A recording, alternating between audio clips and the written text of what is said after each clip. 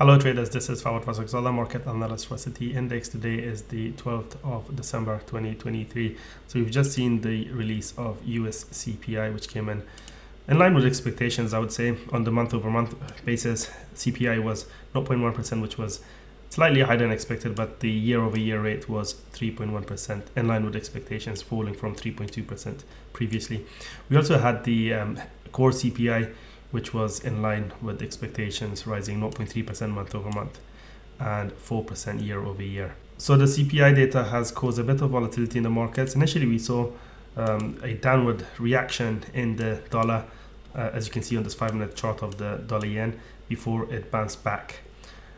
So not a major reaction, muted is the word that comes to mind, and it kind of makes sense, really, to be honest. We have the FOMC meeting tomorrow, so as you can see, the probability of a rate cut in May has risen sharply in recent weeks, and there was some talk about the rate cut coming in at the March meeting, which could still happen depending on the incoming data from here on. But today's CPI data hasn't really changed expectations much. So let's have a look at a few asset prices now. Then the dollar yen is going to be an interesting one heading into the FOMC meeting, because it has broken down quite sharply in recent times, although it has bounced back off the 200-day moving average, but it is finding resistance once again at around this sort of area, which was previously support prior to the breakdown we saw on on Thursday of last week. So that level is now the most important resistance to watch, at around 146.57. And in terms of support, this candle right here, the hammer candle that was printed on Friday on the back of that stronger than expected jobs report, the high of that candle comes in at 145.20. So call that 145 the key psychological level. That's going to be the most important support zone to watch on the dollar yen. If we go below that level, then I think the path of least resistance will be to the downside once again. So maybe you could put a alert there, and if we go below that level, then perhaps you could look for some trade ideas.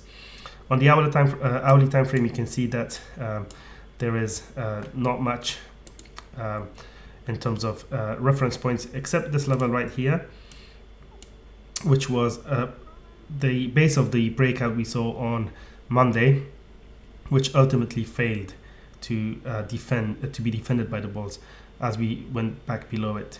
So this level is now going to be interesting to watch, because of the fact that it didn't act as support.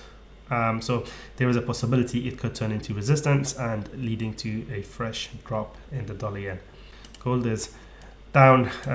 Well, it is off the earlier highs, but if you look at the overall picture, I think we are still bullish. Yes, we created a large bearish looking candle last week on the back of a stronger US data, but the trend has been quite strong in recent times, and this 2-year consolidation around the 2000 mark is strongly suggesting that gold is looking to break out to the upside, because there were several occasions in the past where gold could have really tanked, including when the Fed and other major central banks were hiking interest rates aggressively, but that didn't cause gold to go down significantly. Instead, it kind of held its own relatively well.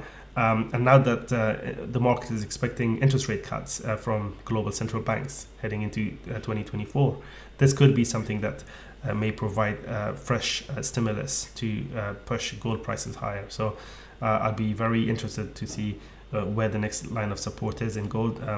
And with that in mind, I think this level right here is, which is being tested right now at around 1980, previous resistance.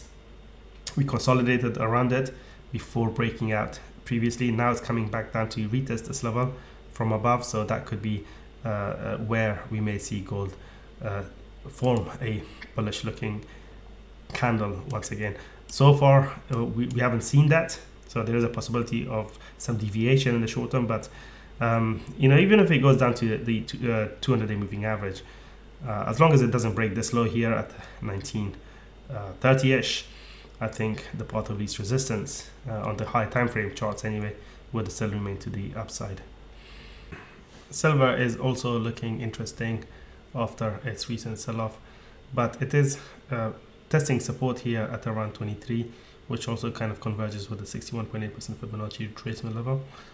Key resistance to watch is at around 23.55, this red line here, which was the base of the previous rally that gave way, and where we also have the 200-day moving average converging with price action.